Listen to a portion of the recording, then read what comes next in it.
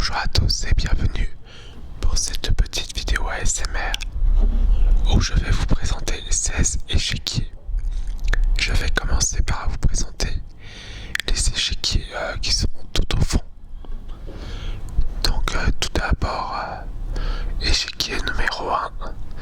Donc c'est un échiquier avec des pièces qui ont un design assez classique. Et il y a les numéros ainsi que les noms de colonnes des différents sur le plateau qui sont indiqués sur le plateau. Et ça, c'est quelque chose qui est appréciable. Donc, échiquier numéro 2. Donc là, c'est un échiquier raquette. Donc, c'est un échiquier qui fait aussi raquette de tennis de plage. Donc voilà, à ne pas faire avec n'importe quel échiquier. Et pareil, c'est des pièces avec un design assez classique.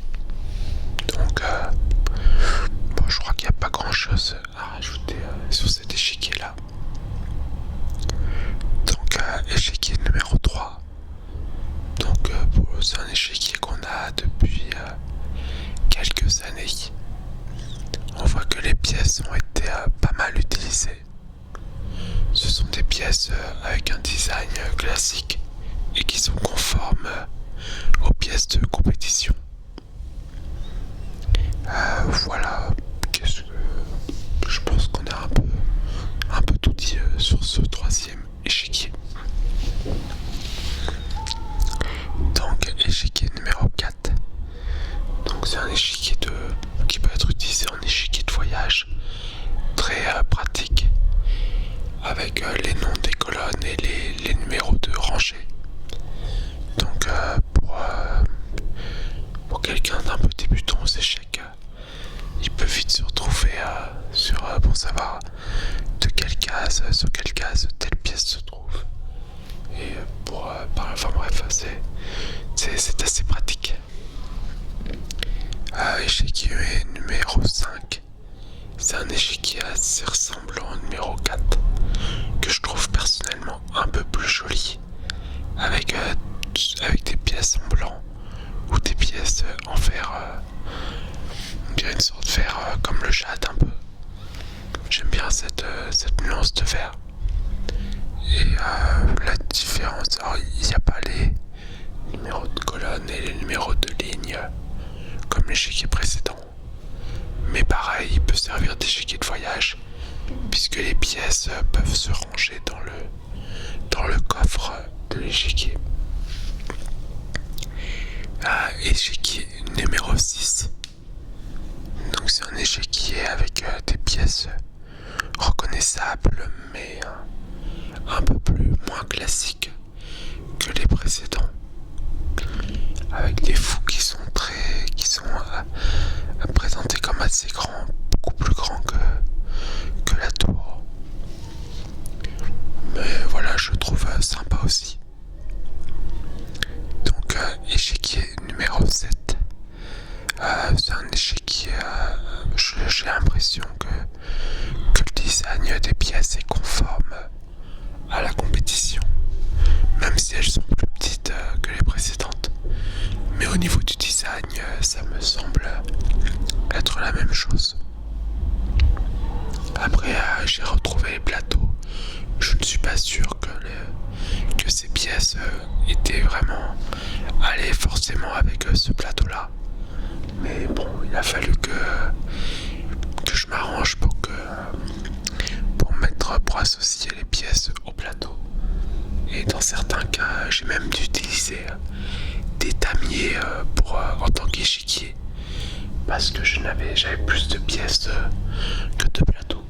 Donc échiquier numéro 8. Alors là, c'est un tout petit échiquier de voyage, donc qui n'est pas spécialement pratique, parce que certes on ne peut pas perdre les pièces, mais c'est un échiquier avec des petits trous. Il faut ranger dès qu'on déplace une pièce, faut la mettre dans le trou avec une petite pique pour mettre la pièce pile sur la case. Donc c'est pas forcément très pratique.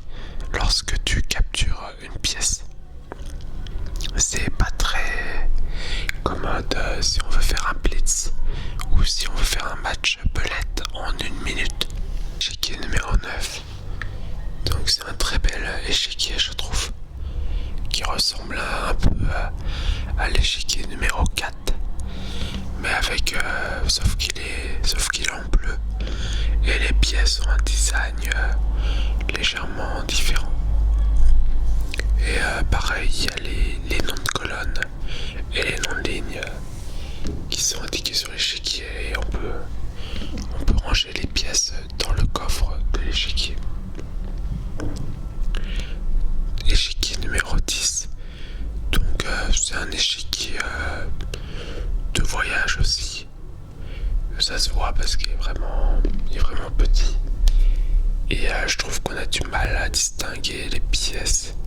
Alors on s'y retrouve, mais le roi ressemble étonnamment à un fou. Et ce n'est pas un fou puisqu'il n'y a qu'une seule pièce qui a ce design-là. Et c'est bien la pièce la plus grande des 8 pièces majeures, mais je trouve que quand même il ressemble plus à un fou qu'à un roi. Échiquier numéro 11. Il s'agit d'un échiquier Star Wars,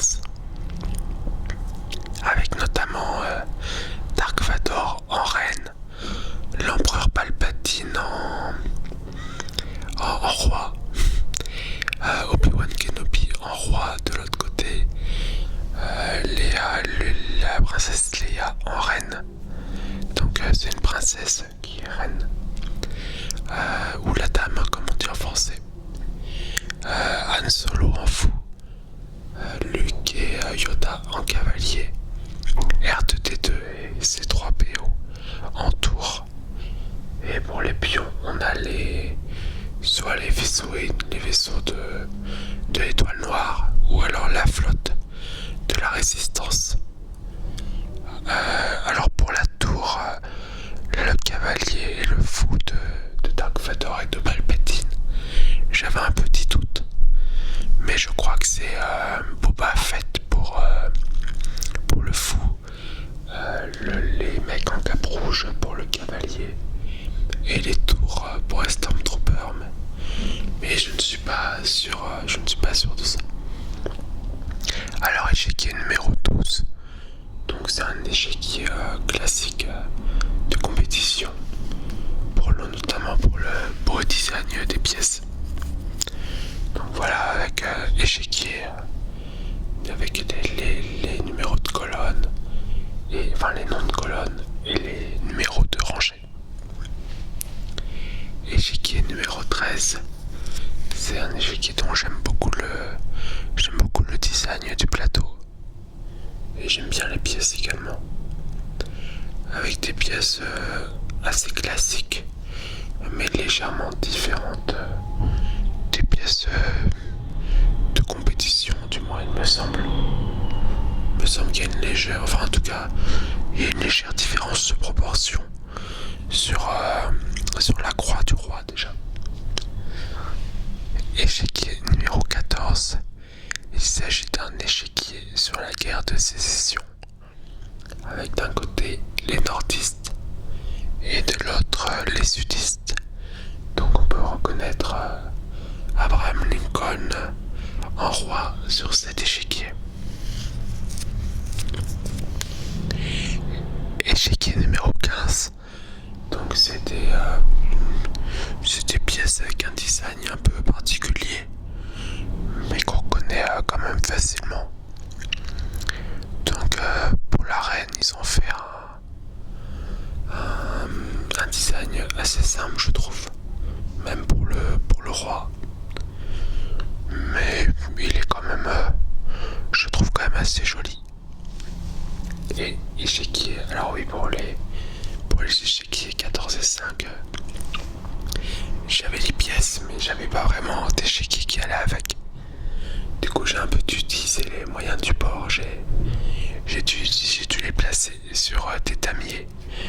Et vu que les damiers français font 100 cases, voilà pourquoi ils sont plus ou moins placés au milieu du plateau de jeu. Et échiquier numéro 16. Il s'agit d'un échiquier sur les Templiers. Et cette fois, j'ai bien le plateau qui va avec. Donc voilà, pour le coup, Le plateau va parfaitement avec le design des pièces. Et les pièces, même si elles sont particulières, sont assez faciles à identifier par rapport au jeu Star Wars ou Guerre de Sécession, puisque les pions sont faciles à identifier et on a bien un roi, une reine, un cavalier et un cheval. C'est assez facile, on peut pas trop se tromper. Pour la tour aussi. Et pour le fou, c'est assez facile à identifier également. J'espère que vous avez apprécié cette vidéo. Et je vous invite à laisser un commentaire pour déjà me dire lequel de ces 16